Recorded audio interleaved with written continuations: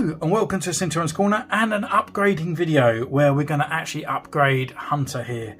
Hasbro did a fantastic job for a £20 figure. We've got loads of accessories, removable helmet, great articulation and a great sculpt. However, the paint applications on these guys were slightly a little bit on the poorer side. There's not a lot of weathering. We're missing decals like lights and etc. markings as well on the armour.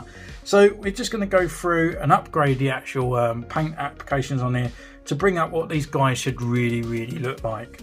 There's a few markings on the arms here, like little red triangle parts. We're going to black wash the character and add a bit more silvering and stuff around on there. So we'll just see what he looks like at the end of the video and hopefully I'll talk you through it. So here we go. Okay, before we get started, I'm just going to freeze frame right here. The best thing to do at the moment before you start is go to starwars.com and they have the best reference pictures that you can get. You've got all the angles with helmet on, helmet off, the back and everything on there, everything that you need. So I'll be using those images as we go through the video and I'll be referencing back and forth so you can actually see where I'm getting my references from and what I'm concentrating on.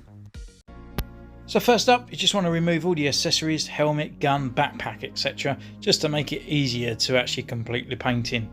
So first up, we're just going to paint the gun in a gunmetal grey, which is this paint here. And I'll be linking the actual paints that I use down in the description down below as well.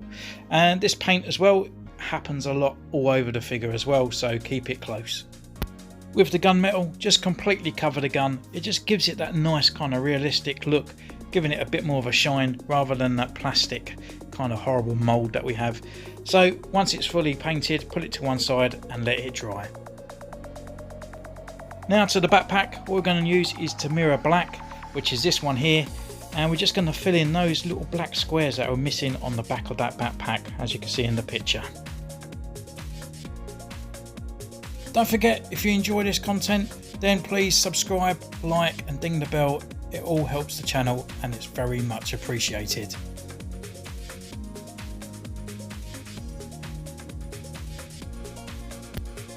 So moving to the side, as you can see there's another little black sort of part there.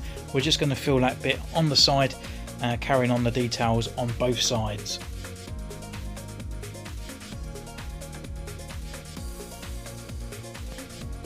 So now another paint, Aluminium, and we're just going to fill in those little kind of bits that hang down from the backpack. There's just a lighter silver and that just finishes the job. Keep the aluminium close because we'll be using it again in the later part.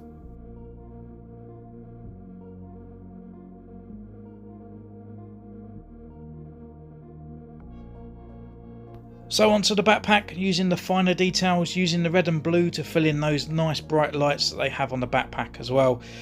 Just little dots on those little parts there that are moulded. Also on the backpack there's a little white kind of marking as well where it's red. That same marking also appears on the back, so we have to do this freehand. Just use a white and a very small brush. Also on the arm there's another part that we need to add, and they're two red triangles on the side. I use this paint, so I'll try and put this in the description down below if I can find it on Amazon. It's a really nice matching cherry red.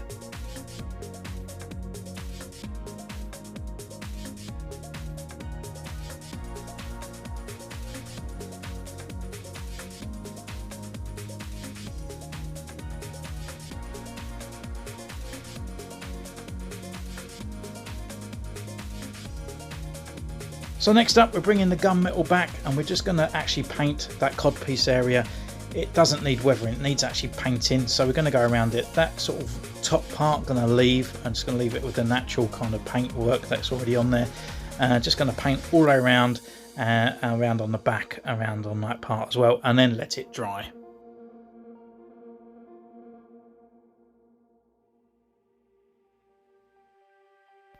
Strangely enough, the actual starwars.com reference doesn't have his sort of like a dagger sheath on there.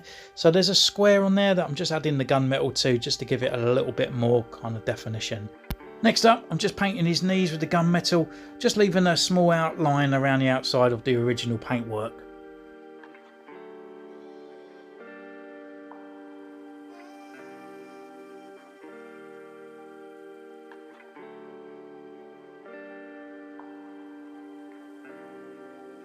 So now we can start blackwashing the figure. Blackwash is basically acrylic paint, about 5% and 95% water.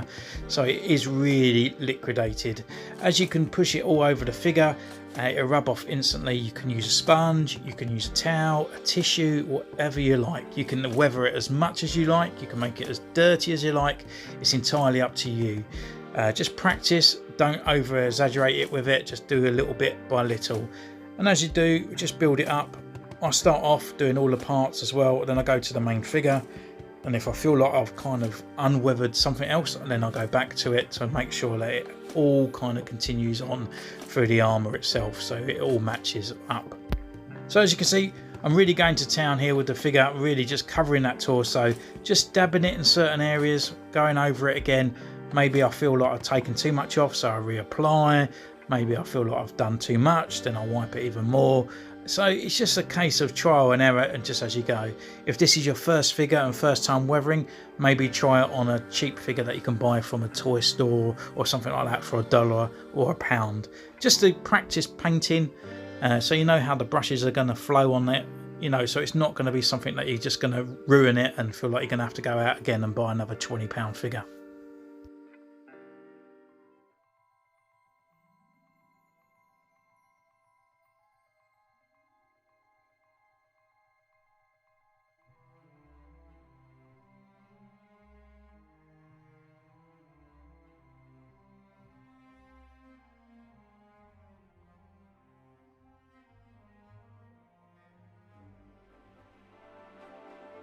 So now it's all dry, the black wash has come to a sort of finish, and I'm happy with the actual weathering at all over the top.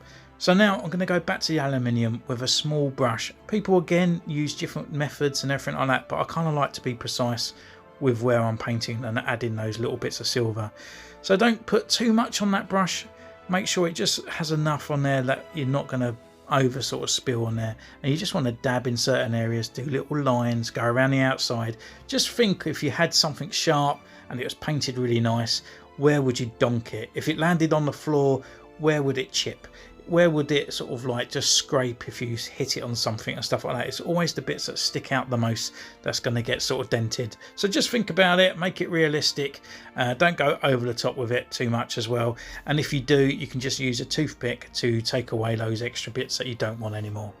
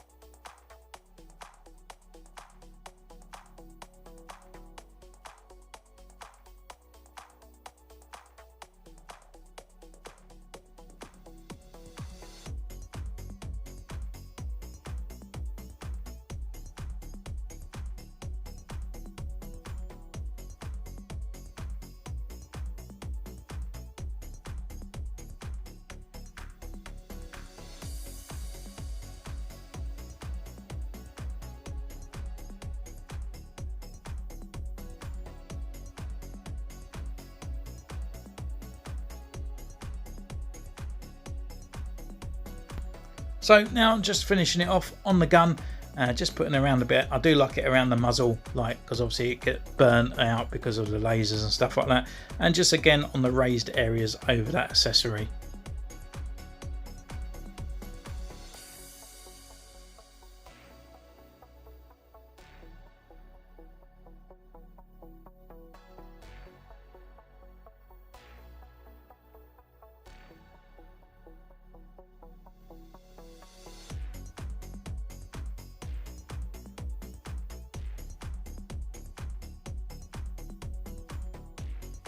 So coming to the end now, and if you just look at your knife, there is a moulded kind of little dot at the top there. It isn't a screw, it's actually a light. So you just got to dab a little bit of red on there to make it look like it comes alive. So the last detail that we need to be adding, looking at the backpack as well, there is some red lines going down that kind of sort of triangle part as well, and there's a tiny little red line just where that black part ends as well. So we just need to fill that in on both sides, and then we are complete.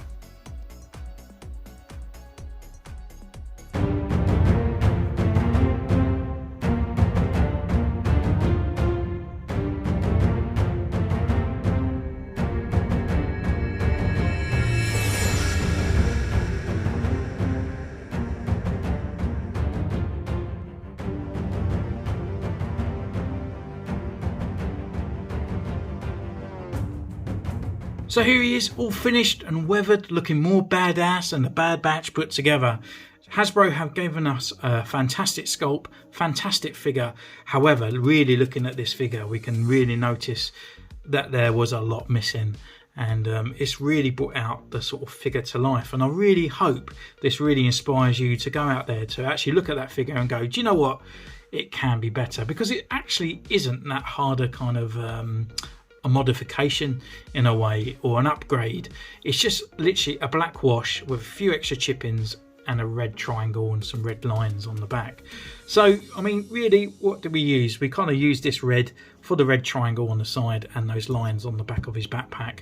We used the blues and reds for very small lights that are in the backpack and on his dagger sheath.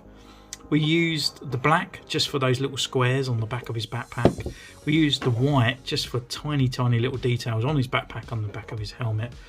Then obviously we used the gunmetal, which is obviously just painting that gun completely, painting his shin pads and a few extra little bits that we'll go through as well through this little part here to show off in detail. So we didn't really use that a lot, or it doesn't need a lot of skill.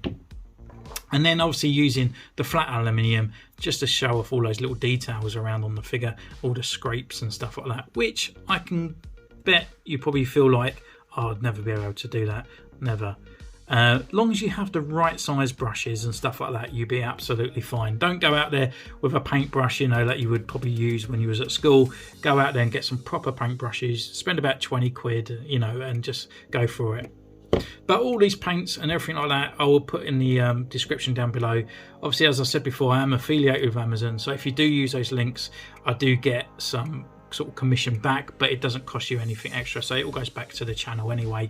But I'll just do a list down there to help you kind of get what you need to do this at home. So having a closer look at the figure himself, so what we can see here is that his helmet, we used all those sort of silver spickling around on the side just to go around those little edges, just to bring that detail. When you're doing the black wash as well, look at the figure where we've got all these kind of bashes and scrapes that are already sort of sculpted into the helmet. So putting a bit more of a black kind of daub on it will actually look like it's more sort of battered and bruised in those areas. So obviously just using the silver around there on that cheek, as you can see, it just brings out those extra details. I used the gunmetal as well in these kind of like the old Stormtrooper kind of sort of bits on the side and at the back. It just adds that extra kind of depth to the helmet. And I also used it around on the back of the brow. Well, I suppose it's not a brow, but the rim around the back there to add a bit more of a shinier kind of definition. Obviously, we've got that line on the back there, the line and the other little dash. It kind of reminds me a bit like Storm Shadow and Snake Eyes tattoo, to be honest. On the backpack, you know, we've got the nice clean buttons on the side with the flashing lights. Again, we've got that logo that's down here. And it's just a black wash, black squares and everything there. Obviously, we added these extra lines that weren't there originally on the front and the back. To the arms as well, we actually add these triangles. I don't know whether this is the right way, but I just put a floating red triangle there. But just as you push down on that, as long as that arrow part is at the bottom, it's absolutely fine. I just think it's just sort of just needed to be there. Again, using all that sort of chipping around on the side. Don't go overboard with it, just in the certain areas stuff. Use your thumb to scrape it away. If you've gone over a bit too much, let it dry. Use a toothpick and stuff like that. And you'll find ways that will be more accustomed to you and how you get along with it. Obviously on the gun, we just done this sort of like silvering on the muzzle there. Just a nice and reflective away on the actual gun itself. It's looking pretty cool. On the arm part here for the sort of dagger sheath, just done the sort of red and the blue for the lights here. Added a bit more detail with the gunmetal on that square. and a bit of silvering on the edges here, and we put that little red line or the red dot on there for just like a light indicator that it has. With the gunmetal, we kind of gone around the bottom here, leaving this bit in the middle here, because when we go over it with a black wash, so it still looks like a sort of definition. It just gives it a little bit more detail on the sides, and obviously we coloured it around on the back as well. I coloured on the insides of these sort of semicircle parts as well, because if you look at the back of the figure, he is kind of like darker in these areas. It's not black, but he's just a bit darker in those areas as well. I didn't do anything to the head. I just didn't feel like I needed to. I could have acetoned this slightly and maybe sort of like burnt away some of the paint so it's a bit more see-through, but to be honest, I have a problem with the sculpt more than I actually do with the paintwork on there, but I would always be leaving his helmet on. Anyway, other parts that people might think I've missed off is they kind of think that he's got a holster. Yes, he does have a gun, but he doesn't have a holster. As I went over with the review, he actually holds it off here. It's like a kind of like a clip hanging off the side. I could have gone along and put a little metal clip in there to hang it on, but I just didn't feel it was kind of necessary. It's only like a little blaster that he has. I'd rather him be holding this DC repeater, to be honest. So yeah, it looks pretty cool. I'm kind of glad to add him to the shelf now, and we can put him on the side there, and I'll bring up a little picture and we can have him side by side, just showing them off kind of what he looked like before and what he looks like now. And as you can see, and as Darth Maul would say, it's night and day. Just looks fantastic in my opinion, and I hope this really inspires you as well to have a dab of it at home. You can go out there, buy a sort of like a dollar figure or a pound figure, just try it, work out with the paintwork and stuff like that, and then just build up your confidence that you're going to put it to a £20 figure of your pride and joy, because you don't want to go out there and try and find another one of these if you do screw up. But screwing up is very hard, because if you just use a bit of water, it can wipe away. So thank you so much for joining on this one. If you want to get in contact with me, you can do. In the description down below, you'll see my Instagram, and also we have a Facebook group now under the sort of Centurions banner. If you like, you can show off. If you do try this at home, you can show it off on there. If you haven't got Instagram, if you do YouTube videos and stuff, you can show it off on there as well. And you can comment as well. You can subscribe, you can like, you can ding the bell, and I'll see you again next time. So take care, see you soon, bye.